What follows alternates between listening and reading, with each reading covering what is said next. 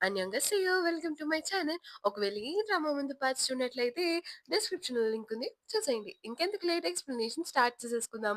Episode స్టార్టింగ్‌లో మనకి చూపిస్తారు. జొంగిల్ చనిపోతాడు. అది చూసి హీరో చాలా బాధపడతాడు. హీరోయిన్ రిజైన్ చేసేసింది కాబట్టి తన డెస్క్ మీద ఉన్న వస్తువులన్నీ ప్యాక్ చేసుకుంటూ ఉంటుంది. పోలీస్ స్టేషన్‌లో ఉన్న వాళ్ళందరూ జొంగిల్ చనిపోయాడు అనే వార్త వింటూ ఉంటారు. అప్పుడే హీరో సైలెంట్‌గా వచ్చి తన డెస్క్ దగ్గర కూర్చుంటాడు. యంగిల్ యొక్క వస్తువుల్ని తీసుకొచ్చి హీరోకి అప్పగిస్తాడు మాన్సిక్. అది చూసిన హీరో ఆ వస్తువుల్ని ఓపెన్ చేసి చూస్తూ ఉంటాడు. అప్పుడే హీరోకి అందులో ఒక వాచ్ కనబడుతుంది. అప్పుడు హీరో మాన్సిక్‌తో అంటాడు, "ఈ వాచ్ ఇక్కడెందుకుంది? ఈ బ్యాగ్‌లో." "ఇది యంగిల్ యొక్క వాచే" అని మాన్సిక్ అంటాడు. అప్పుడు హీరో అంటాడు, "కాదు. ఈ వాచ్‌ని నేను గోల్డెన్ బన్నీ ఇంకా ఆ కస్టమ్ ఆఫీసర్ దగ్గర చూసాను." అప్పుడు హీరో మాన్సిక్‌తో అంటాడు, "ఈ వాచ్‌ని తీసుకెళ్ళి ఫోరెన్సిక్ డిపార్ట్‌మెంట్‌కి ఇచ్చి టెస్ట్ చేపిచ్చండి" అని అంటే, మాన్సిక్ అంటాడు, "ఆల్రెడీ ప్రాసిక్యూటర్ కేస్ క్లోజ్ చేసేసారు. ఇంకేం చేయలేం మనం." "ఏం చేయలేమంటే?" "ప్రాసిక్యూటర్ దీన్నొక సూసైడ్‌గా డిక్లేర్ చేశారు" అని మాన్సిక్ చెప్తాడు. అప్పుడు హీరో అంటాడు, "అలా ఎలా చేస్తారు? గమ్యుల్ చనిపోయి కొన్ని గంటలే అవుతుంది కదా! మీరందరూ ఈ కేస్‌ని క్లోజ్ చేసేయచ్చేమో. నేనంత తేలిగ్గా వదిలిపెట్టను" అని చెప్పేసి హీరో అక్కడి నుంచి వెళ్ళిపోతాడు. హీరో కస్టమ్ ఆఫీసర్‌గా పనిచేసే వ్యక్తి దగ్గరికి వెళ్తాడు. "నువ్వే కదా గ్యొంగిల్‌ని చంపేసింది" అని అంటే, "ఈ గ్యొంగిల్ ఎవరు?" అని కస్టమ్ ఆఫీసర్ అంటాడు. "నీకు ఏమీ తెలియనట్టుగా నటించకు." హీరో గట్టిగా ఒక పంచ్ అయితే ఆ కస్టమ్ ఆఫీసర్‌కి ఇస్తాడు. నెక్స్ట్ సీన్‌లో మనకి చూపిస్తారు. హీరోయిన్ వాళ్ళ నాన్నగారి వస్తువులు చూస్తూ ఉంటుంది. హీరో చూపిచ్చిన వాచ్ హీరోయిన్ వాళ్ళ ఫాదర్ దగ్గర కూడా ఉంటుంది. అప్పుడు హీరోయిన్‌కి మానసిక్ చెప్పిన మాటలు గుర్తుకొస్తాయి. హీరోయిన్ వాచ్ గురించి మాన్సిక్‌ని అడుగుతుంది. అప్పుడు మాన్సిక్ అంటాడు, "ఇదే వాచ్ గోల్డెన్ బన్నీ దగ్గర కూడా ఉంది. ఎవరైతే లీ జిన్‌సూని చంపేశారో అతని దగ్గర కూడా ఇదే వాచ్ ఉంది" అని మాన్సిక్ హీరోయిన్‌తో చెప్తాడు. హీరోయిన్ తన ఆలోచనల నుంచి బయటికి వస్తుంది. నెక్స్ట్ సీన్‌లో మనకి చూపిస్తారు. హీరో పోలీస్ స్టేషన్‌లో ఉంటాడు. అక్కడున్న పోలీస్ ఆఫీసర్ హీరోతో అంటారు, "నువ్వు అతనితో ఎలాంటి అపాయింట్‌మెంట్ లేకపోయినా నువ్వు వెళ్లి అతన్ని ఎందుకు కొట్టావు? మీరేం సమాధానం చెప్పకపోతే మిమ్మల్ని కస్టడీలోకి తీసుకోవాల్సొస్తుంది." అప్పుడే అక్కడికి మాన్సిక్ వస్తాడు. వేరే పోలీస్ ఆఫీసర్‌తో అడుగుతాడు. "ఆ గాయమైన వ్యక్తికి ఇప్పుడు ఎలా ఉంది?" అని అంటే పోలీస్ ఆఫీసర్ అంటారు, "అతనికి స్టిచెస్ పడ్డాయి" అని. నెక్స్ట్ సీన్‌లో మనకి చూపిస్తారు. హీరోయిన్ గ్యోంగ్‌తో మాట్లాడుతూ ఉంటుంది. అప్పుడు గ్యోంగ్ అంటారు, "మీ నాన్న కేస్ గురించి ఇప్పుడెందుకు అడుగుతున్నావు?" అని అంటే హీరోయిన్, "నాకు తెలుసుకోవాలని అనిపిస్తుంది" అని చెప్తుంది. దానికి గ్యోంగ్ అంటారు, "ఏమో రికార్డ్స్ ఉన్నాయేమో చూసి నీకు చెప్తాను" అని అంటే తన దగ్గరున్న వాచ్‌ని గ్యోంగ్‌కి చూపిస్తుంది. "ఇది ఎప్పుడైనా మా నాన్న దగ్గర మీరు చూసారా?" అని అంటే గ్యోంగ్ అంటారు, "ఇటువంటి వాచ్ అతని దగ్గర ఉందని కూడా నాకు తెలీదు" అని అంటారు. అప్పుడు హీరోయిన్ అంటుంది, "ఇది ఫారిన్ బ్రాండ్. ఇది కొరియాలో దొరకదు. దీని గురించి మీకేమైనా తెలుసా?" అని అంటే గ్యోంగ్ అంటారు, "ఒక పాన్ షాప్ వ్యక్తి నంబర్ మీకిస్తాను. అతన్నడిగితే దీని గురించి మీకేదైనా ఇన్ఫర్మేషన్ దొరకచ్చు." ఆ తర్వాత హీరోయిన్ అక్కడి నుంచి వెళ్ళిపోతుంది. నెక్స్ట్ సీన్‌లో మాన్సేక్ హీరోకి ఒక బుక్ ఇస్తాడు. "ఇది క్రిమినల్ యాక్ట్ బుక్. దీన్ని నువ్వు మొత్తం కాపీ రాయాల్సి ఉంటుంది. లేదంటే నువ్వెవరినైతే కొట్టావో అతను నీ పైన యాక్షన్ తీసుకుంటాడు. నేను రాయను" అని హీరో అంటాడు. "నీ జాబ్‌ని పోగొట్టుకోవాలని అనుకుంటున్నావా?" అని మానసిక్ అంటాడు. దానికి కోపంగా అక్కడి నుంచి వెళ్ళిపోతాడు. నెక్స్ట్ సీన్‌లో హీరోయిన్ పాన్ షాప్‌కి వచ్చి ఉంటుంది. ఆ పాన్ షాప్ యొక్క ఓనర్ అది చూసి, "ఈ వాచ్‌కి గోల్డ్ ప్లేటింగ్ ఉంది. ఈ వాచ్ నీకు ఎక్కడ దొరికింది?" "క్రిస్టియన్ జాల్మాండర్ అనే వ్యక్తి ఈ వాచ్‌ని తయారు చేశాడు. అతని పేరు కూడా ఈ వాచ్ మీద ఉంది. ఇటువంటి వాచెస్ కేవలం 12 మాత్రమే అతను సంవత్సరానికి రిలీజ్ చేస్తాడు. ఇది చాలా రేర్ వాచ్. నేను 2003 తర్వాత నుంచి ఇటువంటి వాచెస్‌ని చూడనే చూడలేదు." అప్పట్లో ఇన్సర్మ్ సిటీలో ఈ వాచెస్ అనేవి వచ్చేవి. ఎందుకంటే ఓ డాలర్ అనే ఒక స్మగ్లర్ ఉండేవాడు. అతని రియల్ పేరు ఓ బొంగ్‌చాన్. అతని అనుమతితోనే స్మగ్లింగ్ అనేది జరిగేది కొరియాలో. "మరి ఇప్పుడు అతన్ని ఎలా కలవచ్చు?" అని హీరోయిన్ అడుగుతుంది. "నువ్వు ఇప్పుడు కలవాలంటే శ్మశానం దగ్గరికి వెళ్ళాల్సిందే. ఎందుకంటే అతను చనిపోయి 15 సంవత్సరాలవుతుంది." హీరోయిన్ హీరో మెడల్స్‌ని ఆ పాన్ షాప్‌లో చూస్తుంది. అక్కడితో సీన్ కట్ అయిపోతుంది. నెక్స్ట్ సీన్‌లో మనకి గ్యోంగిల్ వాళ్ళ ఇంటిని చూపిస్తారు. గ్యోంగిల్ వాళ్ళ మదర్ చాలా బాధపడుతూ ఉంటుంది. "నువ్వింక ఎప్పటికి ఇక్కడికి రాకు" అని హీరోతో అంటుంది. "నాకు మనసు లేకనో ఇదంతా నీతో చెప్పట్లేదు. కొన్ని రోజులైతే నేనే నీ వల్లే ఇదంతా జరిగింది అని అనేస్తానేమో అని భయంతో చెప్తున్నాను. నువ్వు మనసులో పెట్టుకోకుండా ఇంకెప్పటికి ఇక్కడికి రాకు" అని చెప్పేసి హీరోని బయటికి పంపించేస్తుంది. తను చాలా బాధపడుతూ, ఏడుస్తూ ఉంటుంది. హీరో కూడా బయట వర్షంలో తడుస్తూ, ఏడుస్తూ ఉంటాడు. నెక్స్ట్ సీన్‌లో జంక్యాన్‌ని చూపిస్తారు. అతను 2 కేసెస్ మీద రిపోర్ట్‌ని కెప్టెన్‌కి చూపిస్తాడు. అతనంటాడు, "నాకు తెలిసి ఈ 2 కేసెస్ ఇంటర్‌లింక్డ్ సార్. నాకెందుకో ఆ ప్రాసిక్యూటర్ సూసైడ్ అని చెప్పినా అది మర్డర్ అని అనిపిస్తుంది. అతను చనిపోయిన 2 గంటలకే కేస్‌ని క్లోజ్ చేసేసారు. పైగా మన టీమ్‌లోనే ఎవరో ఇన్ఫార్మర్ ఉన్నారు సార్. ఇన్ఫర్మేషన్‌ని లీక్ చేస్తున్నారు. మనం దీన్ని సీరియస్‌గా తీసుకోకపోతే క్రిమినల్ మన చేయి దాటిపోతాడు సార్" అని అంటాడు. ఆ హెడ్ అంటాడు, "సరే అయితే నేను చూసుకుంటాను. నువ్వు ఇక్కడి నుంచి వెళ్ళొచ్చు." మరోవైపు మానసిక్ ఫోన్‌లో మాట్లాడుతూ ఉంటాడు. "ఆ రోజు డ్యూటీ చేస్తున్న గార్డ్ సడెన్‌గా కనిపించకుండా పోయాడు. పైగా మీరు అంత ప్రైమ్ విట్‌నెస్ అయిన అతన్ని ఎలా వదిలేయగలుగుతున్నారు? మీరు నంబర్ ఇవ్వడానికి కూడా అంత బాధపడుతున్నారెందుకు?" అని మానసిక్ కెప్టెన్ గోతో అంటారు. కెప్టెన్ గో ఫోన్ కట్ చేసేస్తాడు. నెక్స్ట్ సీన్‌లో ఆ రోజు డ్యూటీ చేస్తున్న గార్డ్‌ని చూపిస్తారు. అతని ఫేస్ మొత్తం గాయాలతో నిండిపోతుంది. అతని ముందు కస్టమ్ ఆఫీసర్ నుంచుంటాడు.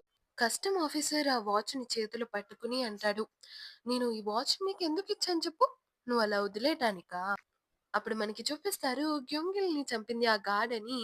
గ్యోంగిల్ తనని తను రక్షించుకోవడానికి అని చెప్పేసి ప్రయత్నిస్తుండగా అతని చేతికున్న వాచ్‌ని తీసేసి పాడేస్తాడన్నమాట. అలా క్రైమ్ సీన్‌లో పార్టయి హీరో దాకా చేరుతుంది. కస్టమ్ ఆఫీసర్ ఆ గార్డ్‌తో అంటాడు, "నువ్విది పోగొట్టుకుంటావని కాదు కదా నీకిచ్చింది." అప్పుడు ఆ గార్డ్ భయపడుతూ, నేను అన్ని సీసీటీవీ ఫుటేజ్‌ని డిలీట్ చేసేసాను." "అది కాదు కదా నేను మాట్లాడేది. ఇది జస్ట్ వాచ్ కాదు. ఇది నేను నిన్ను నమ్ముతున్నానని నీకిచ్చాను." అప్పుడు ఆ గార్డ్ భయపడుతూ, "నెక్స్ట్ టైమ్ నుంచి ఇలా జరగదు. నేను చాలా జాగ్రత్తగా చూసుకుంటాను ఆ వాచ్‌ని." అప్పుడు ఆ కస్టమ్ ఆఫీసర్ అంటాడు, "ఒక్కసారి ఈ వాచ్ నీ చేతి నుంచి వెళ్ళిపోయిందంటే అది తిరిగి రాదు.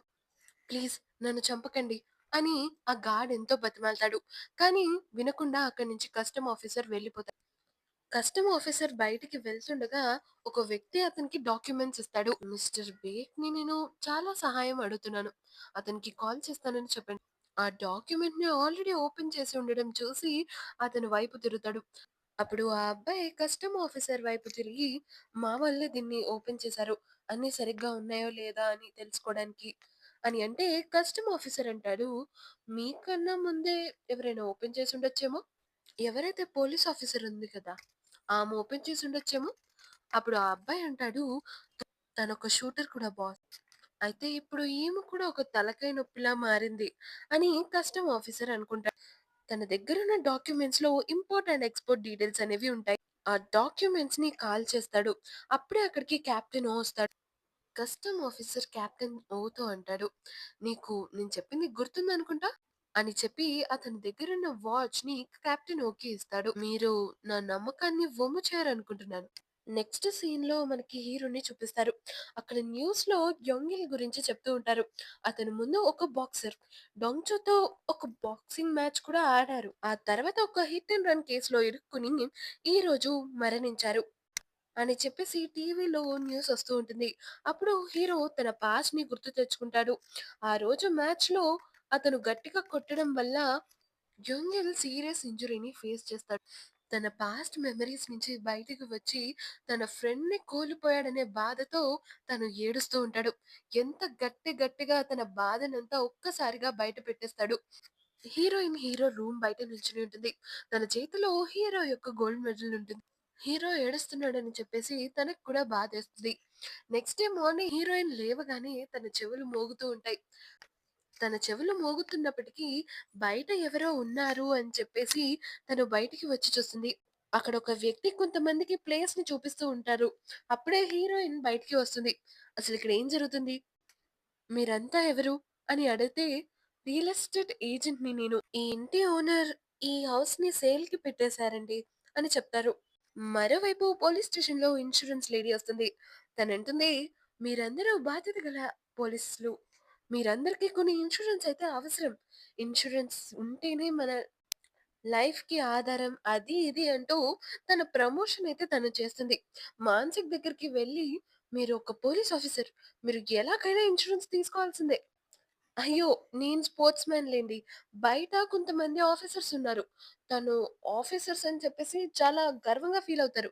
వాళ్ళకివ్వండి ఇన్స్యూరెన్సెస్ అని, అని అంటే అప్పుడే హీరోయిన్ పోలీస్ స్టేషన్‌కి వస్తుంది. ఆ ఇన్స్యూరెన్స్ లేడీని పక్కకు తీసుకెళ్ళి మాట్లాడుతుంది. "నాకు చెప్పకుండా నువ్వెందుకు ఇక్కడికి వచ్చావు?" అని హీరోయిన్ ఆ ఇన్స్యూరెన్స్ లేడీని అడుగుతుంది. ఇన్స్యూరెన్స్ లేడీ అంటుంది, "నీకు నేను ఎన్ని సార్లు ఫోను చేశాను? నువ్వసలు ఫోను ఎత్తుతనే కదా! అయినా అమ్మతో ఇలానేనా మాట్లాడేది?" అని ఆ ఇన్స్యూరెన్స్ లేడీ అంటుంది. హీరోయిన్‌కి తన చెవులు మోగుతూ ఉంటాయి. వాళ్ళ మదర్ అంటారు, "నువ్వసలు ఎన్నాళ్ళయింది నాతో మాట్లాడి?" అని హీరోయిన్ వాళ్ళ మదర్ అంటుంది. అప్పుడు హీరోయిన్ అంటుంది, "నువ్వు హౌస్‌ని సేల్‌కి ఇచ్చేసావా? అయినా ఆ ఇల్లు నీకు అమ్మడానికి ఎలా ఇవ్వాలనిపించింది? ఒక్కసారి కూడా నన్ను అడగాలని నీకు అనిపించలేదా?" అని హీరోయిన్ అంటుంది. వాళ్ళ మదర్ అంటారు, "నువ్వసల కాల్ ఎత్తుతనే కదా! అందుకే ఫోను చేశాను. పైగా నేను చెప్పిన ఏజెన్సీలో జాయిన్ అయ్యుంటే ఈ పాటికి ఎంత బావుండేది. కానీ నువ్వు పోలీస్ అవ్వాలి, పోలీస్ అవ్వాలి అని చెప్పేసి పోలీస్ దాంట్లో జాయిన్ అయ్యావు. నేను దీని గురించి తర్వాత మాట్లాడతాను. నాకు నాన్న ఇల్లు తప్పితే నాకు ఏది అవసరం లేదు. నేనంటే అంత ద్వేషం ఎందుకు? ఏ మీకు తెలీదా?" అని హీరోయిన్ అంటుంది. "మీరు మళ్ళీ ఇక్కడికి ఎప్పుడు రాకండి." తను లోపలికి వెళ్తూ ఉండగానే హీరో కూడా అదే టైంకి వస్తాడు. నెక్స్ట్ సీన్‌లో మనకి చూపిస్తారు హీరోయిన్ నడుచుకుంటూ బయటికి వెళ్తుంది. తన చెవుల్లో ఇంకా మోగుతూనే ఉంటాయి. తన పాస్ట్‌ని తను గుర్తు తెచ్చుకుంటుంది. తనకి వరల్డ్ ఛాంపియన్‌షిప్ కాంపిటీషన్ ఉన్న రోజు వాళ్ళ మదర్ ఒక ఏజెన్సీతో షాంపూ కమర్షియల్ కోసం గొడవ పడుతూ ఉంటుంది. ఈ మాటలన్నీ హీరోయిన్ మైండ్‌లో రిజిస్టర్ అయిపోతాయి.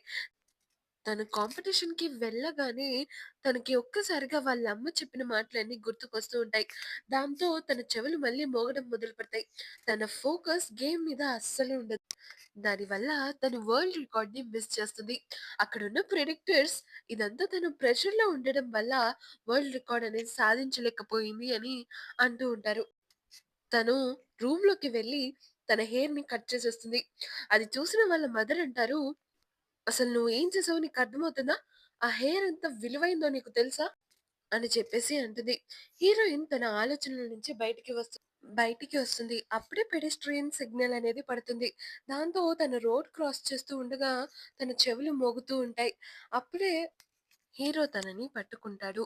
అప్పుడే మనకి చూపిస్తారు హీరోయిన్‌ని వాళ్ళ మదర్ మాట్లాడేసి వెళ్ళిపోయిన కాడి నుంచి ఫాలో అవుతూ ఉంటాడు.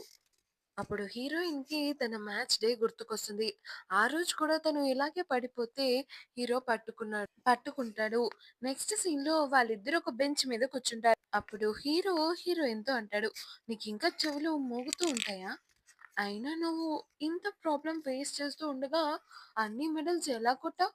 అదే నేనైతేనా అసలు నా వల్ల అయ్యేదే కాదు. ఎంతైనా జీనియసే కదా!" అని హీరో అంటాడు. అప్పుడు హీరోయిన్ అంటుంది, "అదేం లేదు.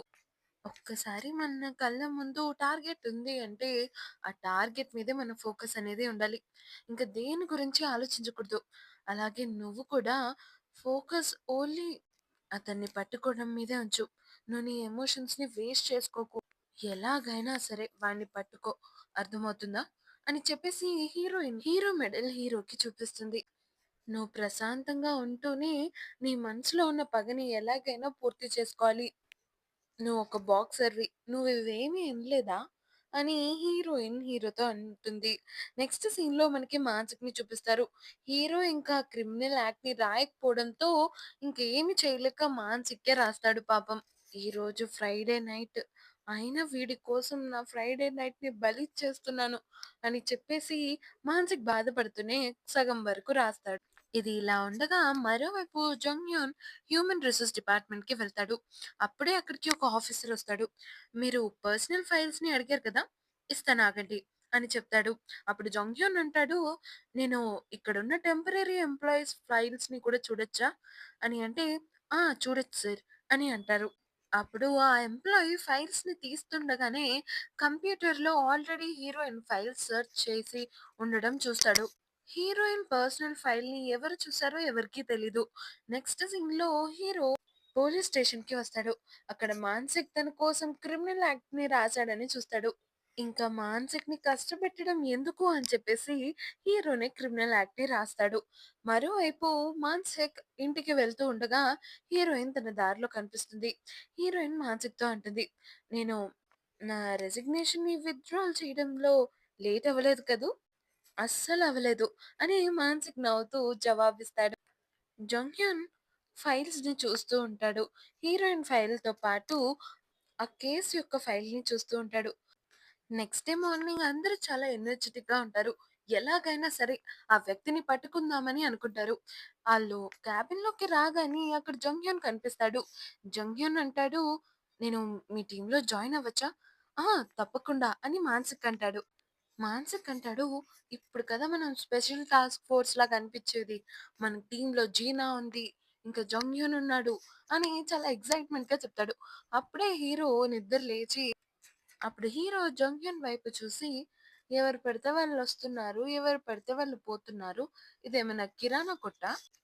జంగ్‌హ్యున్ హీరోతో అంటాడు, "నువ్వేం చేయాలనుకుంటున్నావో నువ్వు చెయ్యొచ్చు. నేనేం చేయాలనుకుంటున్నానో నేనది చేస్తాను. అయినా నువ్వు ప్రతిదానికి ఏడుస్తూ ఉంటావెందుకు? నీ ఏడుపుతో అందరిని ముంచేస్తూ ఉంటావు." "ఏడుస్తున్నారా? ఎవరు చెప్పారు ఏడుస్తున్నారని?" అని హీరో అంటాడు. "లేదు, నీ కళ్ళు చూస్తే అదే అనిపిస్తుంది." అప్పుడు హీరో అంటాడు, "నేను రాత్రంతా కూర్చొని రాసాను కాబట్టి." అప్పుడు జంగ్‌హ్యున్ మాన్‌సిక్‌తో అంటాడు, "నేను లీ జిన్-సూ కేస్‌ని తీసుకుంటున్నాను" అని. అంటే హీరో కోపంగా, "నువ్వు నీ స్పీడ్‌తో పనిచేస్తే పనవ్వదు. అయినా నువ్వు నాతో ఎలా మాట్లాడుతున్నావు? నీ టోన్ చూసుకున్నావా?" అని అంటే హీరో అంటాడు, "ఓకే సార్. ఇక్కడి నుంచి మీతో మర్యాదగా మాట్లాడతాను సార్" అని సార్‌ని స్ట్రెస్ చేస్తూ చెప్తాడు. ఇతనికేమైనా పిచ్చి పట్టిందా? అని వాళ్ళందరూ అనుకుంటూ ఉండగానే, వాడలా ప్రవర్తిస్తేనే వాడు వాడిలాగున్నట్టు అని మానసిక్ అంటాడు. ఆ తర్వాత హీరోయిన్ తన డెస్క్ మీద తన వస్తువుల్ని సర్దుకుంటూ ఉంటుంది. నెక్స్ట్ సీన్‌లో మనకు చూపిస్తారు, మీజా యొక్క నూడిల్స్ షాప్ దగ్గరికి హీరో వస్తాడు. కానీ తనని కలవకుండానే బయట నుంచి వెళ్ళిపోతాడు.